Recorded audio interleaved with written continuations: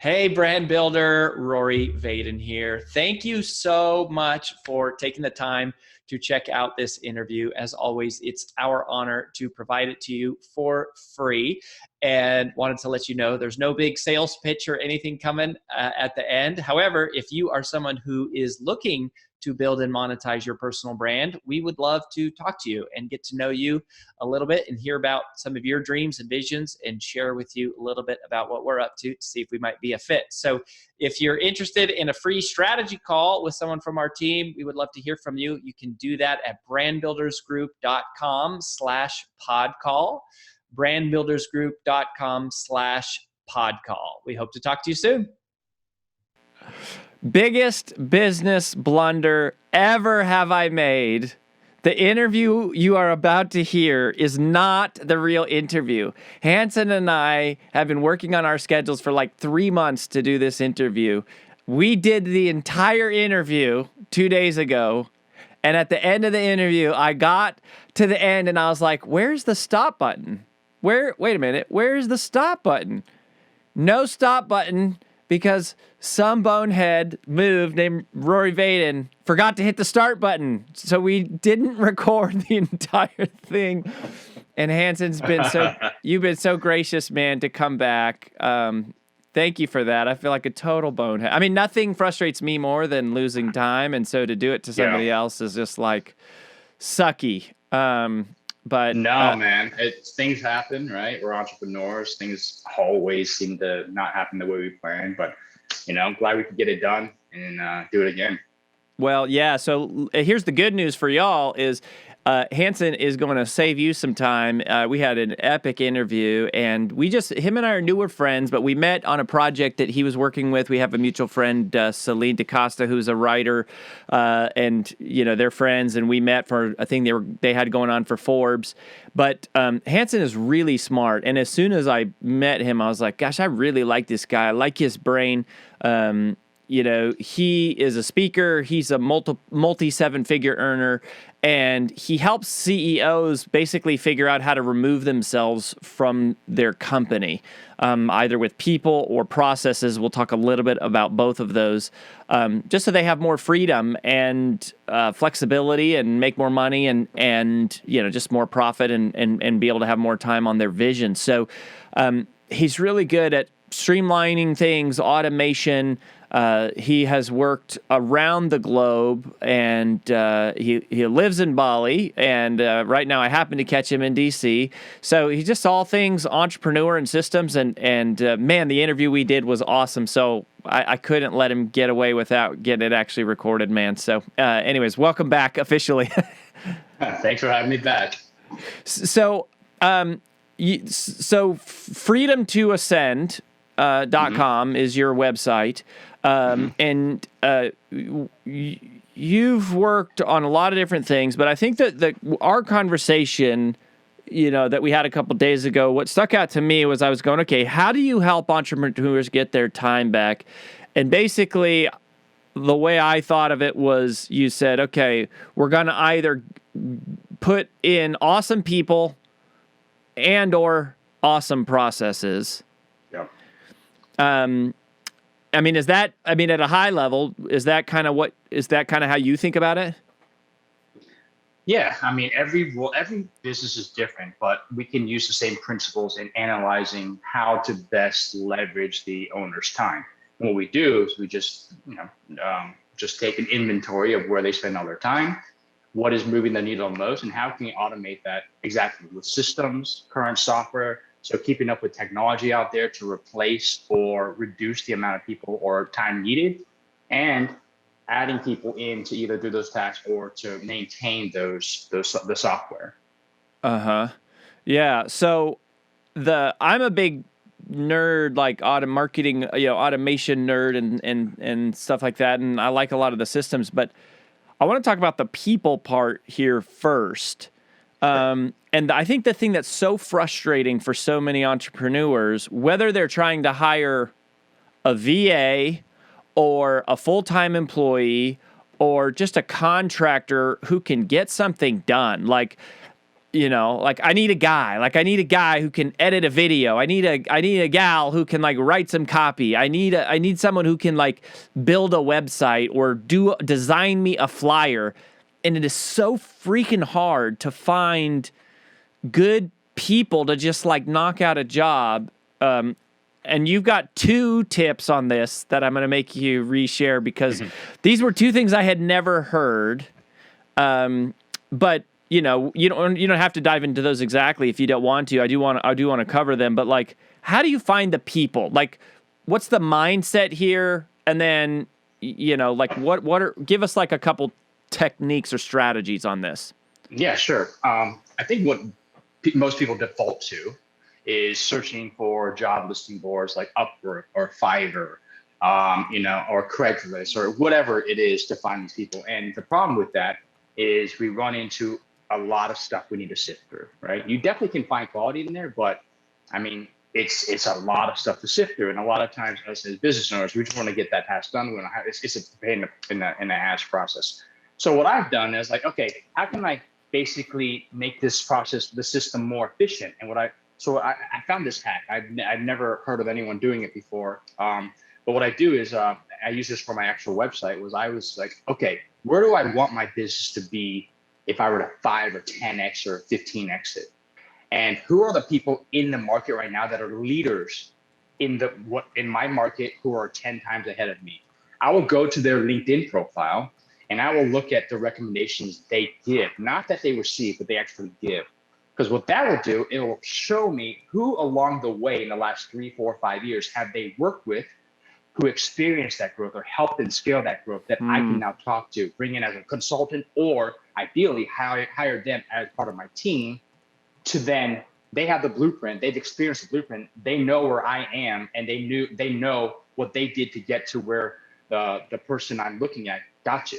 And so I can just hire them, bring them on, and automatically I absorb, it's like the Matrix, I can absorb their knowledge, right? Just by hiring them. And so this is one way I like to acquire new skills or knowledge, is just by hiring people who have already done it. And the fastest way to find those people is to hire the ones who have been recommended by the people who are best in your industry.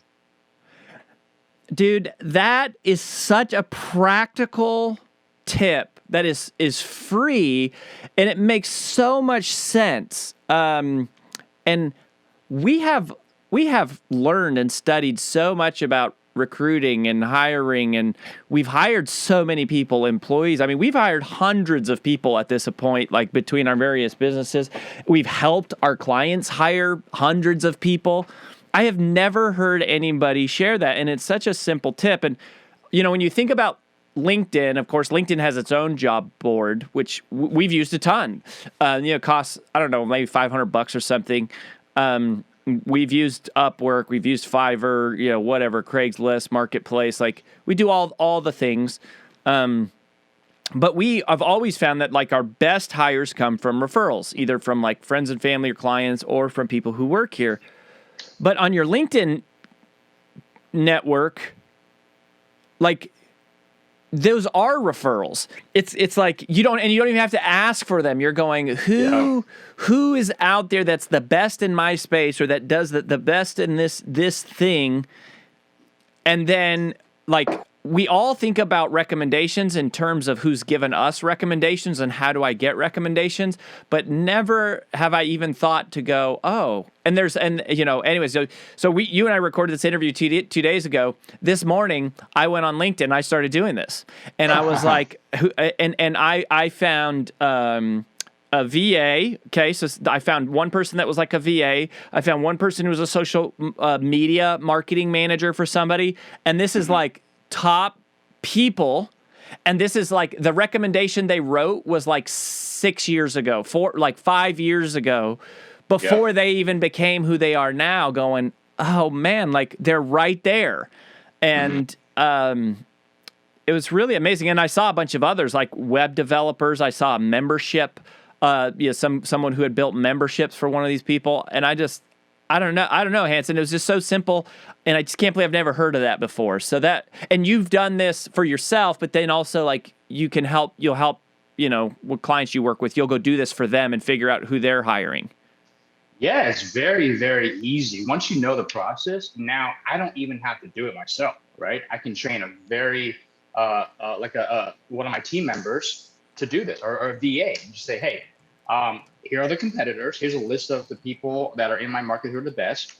And I don't care. Like, I want to know everyone they've ever given a recommendation to, because I may be looking for a social media manager, but they might have recommended someone completely I've never even thought about hiring. And then now that gets my brain to start thinking, like, why did they hire that person? Let me talk to them, shoot them a message on LinkedIn. Hey, I saw that you worked with this person. What did you do there? What were your results? And everyone's super, super, because it's just like a referral, like you said. You refer them to who gave the recommendation, and you're like, I'd love to learn more about you. And I've never had anyone not respond in a good way. So do you just send them yeah, I mean, that's just so cool. And it is true. There's something about LinkedIn recommendations. Like, I even find that people will kind of write an Amazon review, and they're, you know, a lot of times they're like very forthcoming, but there's something about a LinkedIn recommendation that feels very like vulnerable and honest and real. It's like, I won't write a LinkedIn recommendation for just anyone who asks for one. No, it takes some time. It's not easy. You got to log in. You got to go to recommendations. You got to set it up. You got to write it out. Yeah. Yeah. So, well, that's awesome. That is such a great tip. You know, and on the LinkedIn recommendations, I mean, this is not really what we talked about and not really the topic of this conversation, but the other gem of how to use recommendations is, like for keynote speaking, we have done this, is you go look at other speakers. We don't really consider other speakers as competitors because they hire a different speaker every year, right? But you go look at who is a top speaker, and right on their profile will be recommendations from all their past clients. And wow. if you go like, these are the people, like these are literally the decision makers who hired this person to come speak. And you just never think about using the tool like that. Like it's not even just like the cold search power of it and the social engine. It's like working through real human relationships, and they're all visible. I mean, it's incredible. Yeah. So, okay. So then the other thing I wanted to ask you about was, you live in Bali. You grew up in DC, right? I grew up in DC. Yep. How long do you live in Bali? I was about 4 years. Okay. So the international hiring place, right? And you always hear of this, like, hire someone in the Philippines for $2 an hour to just like do this. And we've had certain things that has actually worked. But in most cases, it's like it takes more time than it is worth. And you shared with me that there is another kind of secret little thing that you have figured out about hiring great people. Can you share it with us? Yeah. This is a superpower of mine, because when I discovered this, man, it made hiring so much easier for teams of people who have been working here. So I'll just get right to it. So I do have a competitive advantage, so I'm gonna let you know up front. My fiance is Russian, and my hack is to find groups of people, teams of people in Russia to hire who have been working with each other for specific pieces of labor in my businesses. And the reason I do that is because, like you said, when you hire from the Philippines or India and you're looking for the low cost salary for, unfortunately, their level of education and just their mindset on problem solving is a lot different from Western countries. Okay. I don't know if you noticed, but if they find a problem, they have trouble finding a solution to a problem, they'll come back to you, and you have to basically use your mental bandwidth to figure it out for them. Now, Russians, on the other hand, do not. They are very, very competitive technology-wise. They consume so much education. Americans, Canadians, because they want to grow their skills so they can get out of Russia, or at least perform on a competitive basis across the entire world. So what I found working with Russians is that they're sharp, as sharp, or maybe even a little bit sharper than us, because they have the work ethic and they have the education and the mentality of like, okay, if I like, what are all the different options we can do and test? And their cost of living is so dramatically lower than ours that you can get a very some of the best teams in Russia. And I'll give you an example. I have a social media team, well, more of a marketing team, about 4 or maybe 5 people on the team, and I'm paying less than $2,000 a month for.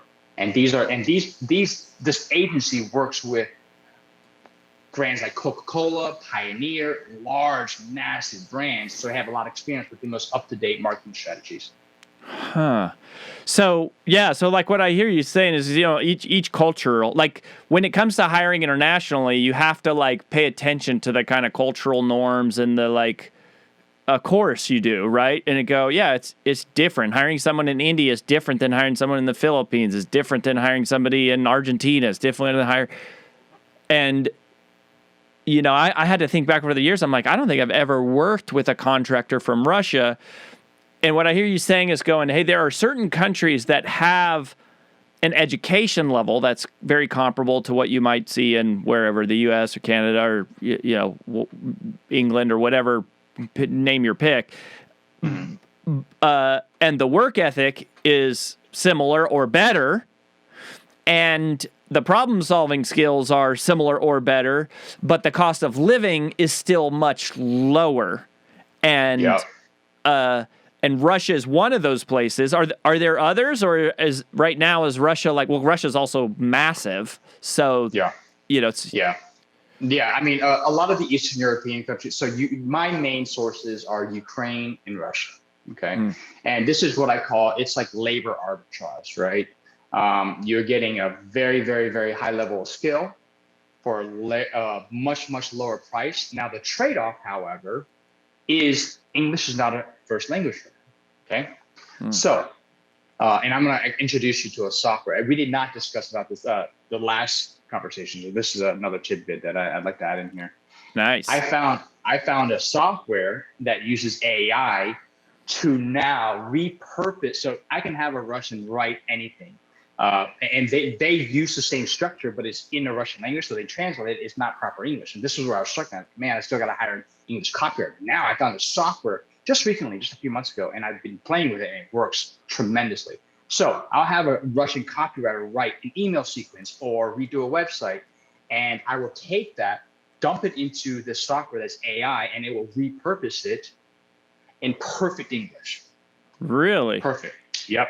And now I'm even exploring maybe even replacing my copywriters, because I can take, copywriting, you funnel hack your competitors. You see how they're speaking to their audience and what's on their website, their emails. You can just take that, dump it into this AI software. It will rewrite it 99% plagiarism free. You can repurpose email copy. You can repurpose website. You can repurpose blog posts. It's incredible. The software I'm using is called conversion.ai. I thought that's what you might. I thought that's what you might say. Yeah, I've heard about this. Yeah. Yep. And so this one has closed the loop that I've been like, okay, the trade-off is they don't have the first, or English as the first language. Now that's not an issue for me. However, I'm still paying the same rates. So that's amazing. Does it go the other way too? Can you take English and run it through conversion.ai and move it to like Spanish? I have not tried that. Haven't tried that. Yeah, I've not tried that, but that would be a really good case study or case use. Yeah. So this, I think, I heard this tool in regards to in regards to like headlines and stuff like that. Yeah. I heard it as like basically like you'll plug in some copy and it'll kind of like spit back some stuff. So I have not heard about this feature. So actually AJ is the one. So our CEO, my wife, she's the one that's been telling me, hey, you got to look at this. You got to look at this. You got to look at this. I haven't actually gotten to look at it, but now that don't tell her, Crap, she's gonna listen. She's gonna listen to this. There's nothing more annoying than when your spouse tells you something like 1,000 times and you don't do it, and then like some random person says it, and you're like, "Oh, babe, let me tell you about this awesome tool, conversion.ai." She's like, "What? Oh, I've been man. telling you this for years." But so you're saying you're getting a copywriter at a much more affordable price who kind of like understands persuasive marketing, et cetera, writes it in their native tongue. Yeah. You run it through this tool, and bam, it spits it out in English for you. Well, they write it in English, but the English is not, it just, you can tell it's not written by an English speaking person. And then I rework it. So they do have they work with international brands. So they're starting to try to find copy, but that's their struggle in Russia. It's really hard to find English speaking Russians who sound like, you can just tell that it's not written by a native English speaker. And so they can get it 70, you get the idea, but it just doesn't sound right. You plug it in here and now it sounds great. Okay, so they are writing it in English, but it's a little bit of broken English, and then this cleans it up basically. It's better than Google Translate, not as good as you or I would write. Got it. Okay. For the Russians, and Conversion AI polishes it up to where you and I would, even better than you or I would write it, because they did different variations. So you can plug in, like they can write one thing and you can just you compose or generate. So they'll come up with unlimited variations of that. So then you can A/B test each one and be like, okay, they wrote one great headline. I'm going to create this one headline and put it into 20, and then I can give it to my ads person and they can run tests on it all day. And then basically split test different headlines and see how they perform. Mm-hmm. Yeah, that's how AJ described it to me, was almost like a headline generator tool, and kind of going like, hey, different, like we could even take our email sequence, put it in there, and then it can give us like another rendition to kind of test. So what I want to real quickly. So we talked about basically SEO and stuff like that. So this is where it's starting to hit the SEO market. For all you SEO nerds who are listening, you can actually take, and people have built software. I'm actually working with a developer to build a software where you can go and see, all right, here's Google's top rankings for how to make money online, the top 10 articles, take those top 10 articles, dump it into Jarvis or and conversion.ai, respin it, and then you have a brand new article, not plagiarized, that you can now glean the top topics from those other articles, and you have your own on your own website without hiring an SEO writer. Interesting. Yeah, that's interesting, because it's like, it's definitely not plagiarism. You're literally not copying the words, but it's kind of like you're taking the concept and the content and then repurposing, which people have done for years, as you go like, oh, look at what this I want to research this search term. I'm going after this search term. This is the website. These are the 10 that have it. And you go, what are they doing? Yeah. And then you're just kind of like reverse engineering it. But you're saying using a tool like this kind of like does the reverse engineering for you. And then you kind of add your polish, and then you do. Yeah. I mean, this is like, it's almost like digital war games. Like the future of this stuff is going, and I think, like, to me, of going, like, when I hear somebody like you talk, and you're like living this world all the time, and I go, there's a lot of people who don't even know this is happening still. Like, a lot of people are just like, what does SEO mean? And it's like, hey, if you're still living that world, like, you got to pick it up here. Like, you need to do some binge listening of some influential personal brand podcast and like some stuff, because this is where it's at. And I think, here's what I think is amazing is there are, like, this kind of tactic is kind of like a nimble small business tactic applied to a huge big business concept of like SEO and keyword research and just like page optimization and traffic analytics. And there's like this merger of these like small business hacks, and also small businesses are able to compete with big businesses without having to spend like massive dollars for the clicks because of techniques like this. And a lot of big businesses are trying to become more nimble, and smaller businesses are being able to compete. Anyways, coming back to the international thing, is there a place you can go to find great talent? I know you said you have an unfair advantage because your fiance. Those of us that are married should probably not go get a Russian fiance. Is there another way, whether it's Russia or, you mentioned Argentina last time. We've worked with some folks in Argentina, some creatives that have been really, really spectacular. Finding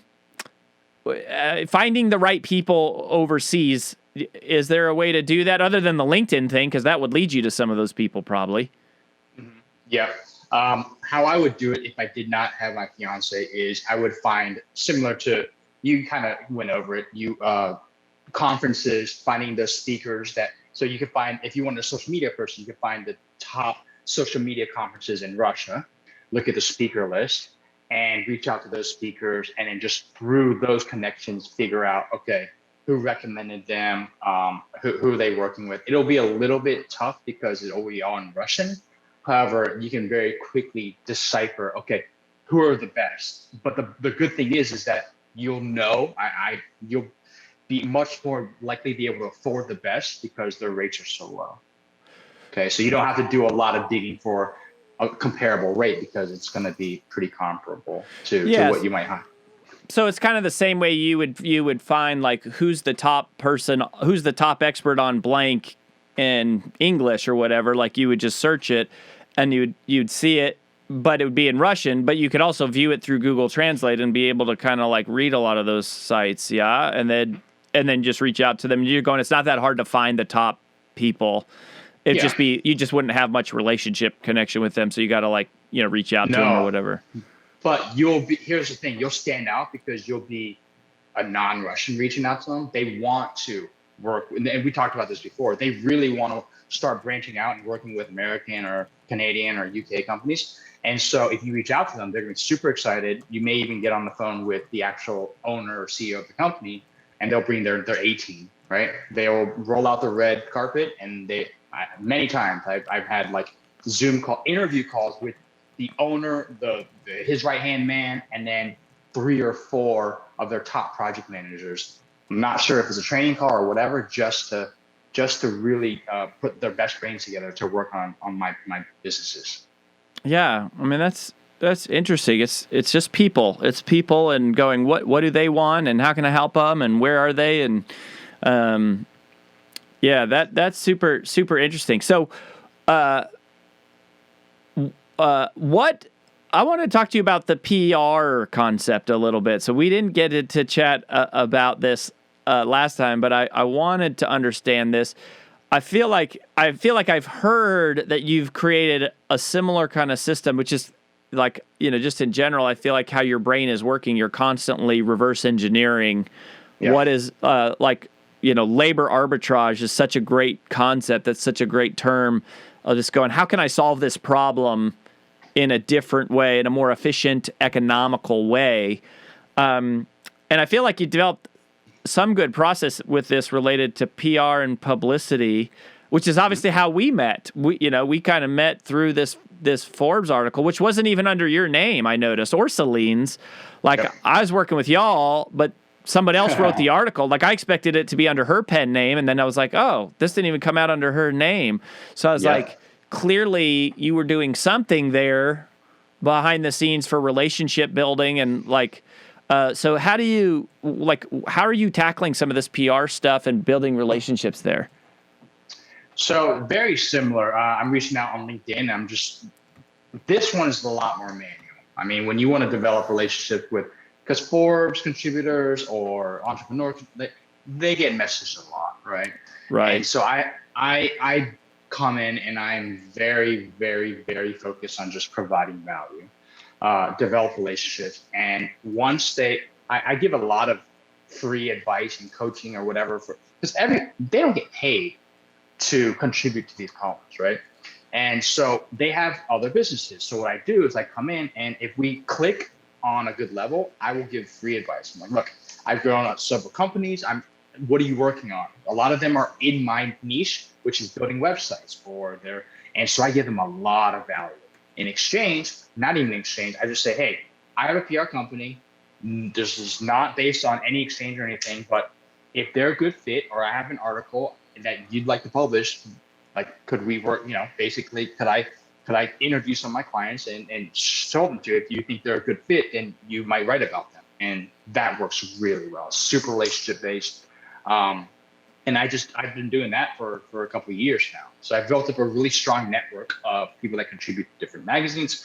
And as I'm growing my personal brand, now I have ins with editors or people who can make decisions. So eventually when I build my personal brand, I can have my own column as well.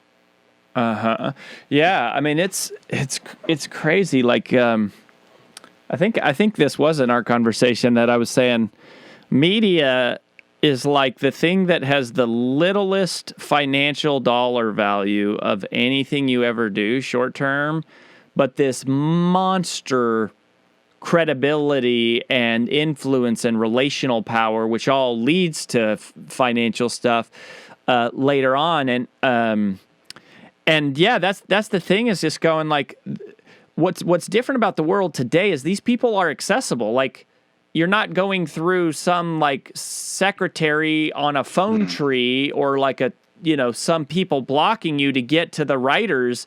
They're all out there on LinkedIn and Twitter. They're super easy to find. I mean, we got on Good Morning America last week because the guy I'd never even met, he's on Twitter. He saw some post that we made about this national research study that my wife did that we just published. It's just coming out now.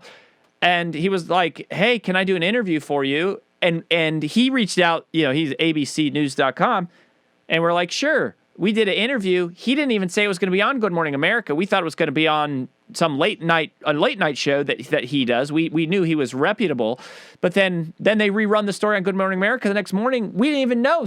Our friend was like, "Hey, did you know you're on Good Morning America?" And it's like they're there. They're right there.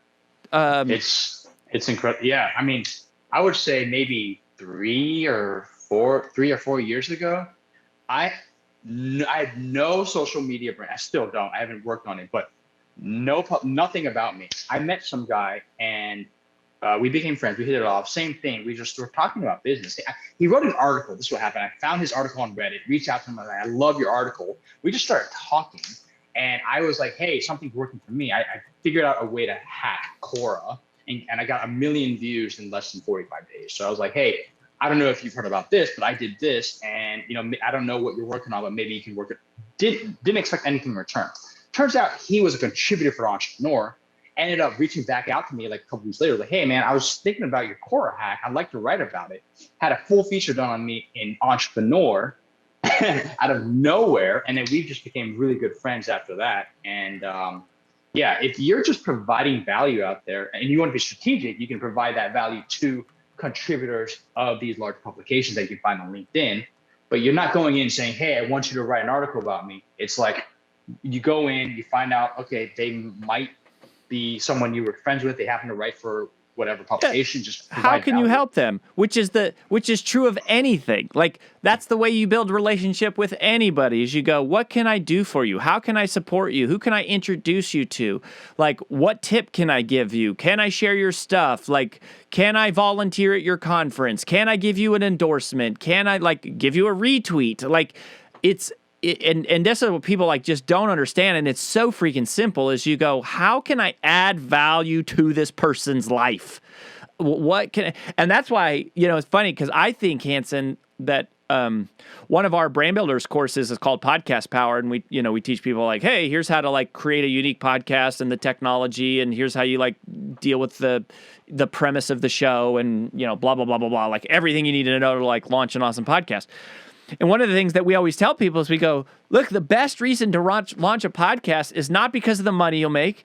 It's hopefully because you'll impact a bunch of people. But even if you don't have that many listeners, there is no faster way to meet anybody you want than to go, 'Hey, I have a show. Can I interview you? Can I tell my audience about your book, about your website, about your column?'" I mean, it is the most incredible networking tool in the history of mankind, because you could email that person 1 million times and call them and they would never respond. And you're like, "Hey, I'd like to interview you." And this is the power of writing for Entrepreneur or for Forbes. it's one of the things I'm doing at Success now is I'm here you go, like we were friends before and now suddenly I'm the entrepreneurship editor at Success Magazine. That wasn't even a thing, I don't think, when we met. And there's all these people that it's like they would never respond to me, but now it's like because I want to interview them, they're like, yeah, of course. When do is next week okay? And it's like, this is crazy. Like the power of being the media is it's just crazy. And anyone can start a podcast or a blog. And then if you get a chance to write for Entrepreneur or Forbes or any of these, like Celine does. I mean, Celine writes for a ton of these. Yeah. But you're just giving value to them. Yep. Mm-hmm. What you're doing right here for us. It's so cool, y'all. So anyways, Hanson is, as you could tell, he's a real smart guy. Like he's kind of like that guy where you go, I need something. I don't know who to talk to. I should hit up Hanson and see what he thinks about this, because if he doesn't do it, I'm sure he knows someone who does it. And if you're going, hey, I need someone to like build some systems and processes so that my business isn't like completely dependent on me all the time for everything and every question and every problem. freedom2ascend.com, right, is your website. That's where where do you want people to go to learn about you? Yeah, they can come to the website. If they want to reach me personally, they can go to Instagram. My Instagram handle is Hanson Cheng, HANSONCHENGG. Mm-hmm. Extra G on your Insta handle because someone stole your. Another Hanson Cheng was a little bit quicker on the trigger than I was. Yeah, Cheng's that's a tough last name, man. You got ENG, but it's like being Smith or Williams or something. You're just like, you got a lot of people out there. You're racing to secure URLs and handles. Yeah, before social media, I thought I had a very unique name, but I think there's like 7 or 8 Hanson Chengs in the United States. Yeah. I got lucky with the Rory thing. Is there's not a ton of Rorys, but I always feel so sorry for someone where it's like, yeah, one of my buddies is Mark Brown, and it's like, oh man, like good luck. That's tough. But anyways, man, super creative, practical. Thank you for these tips, and we just wish you the best, Hanson. I look forward to getting to know you more and seeing how you work on these projects and stuff, and just good luck to you, man. Awesome. Thank you so much again for having me on the show, Rory. The good news, Hanson, it looks like this has been recorded.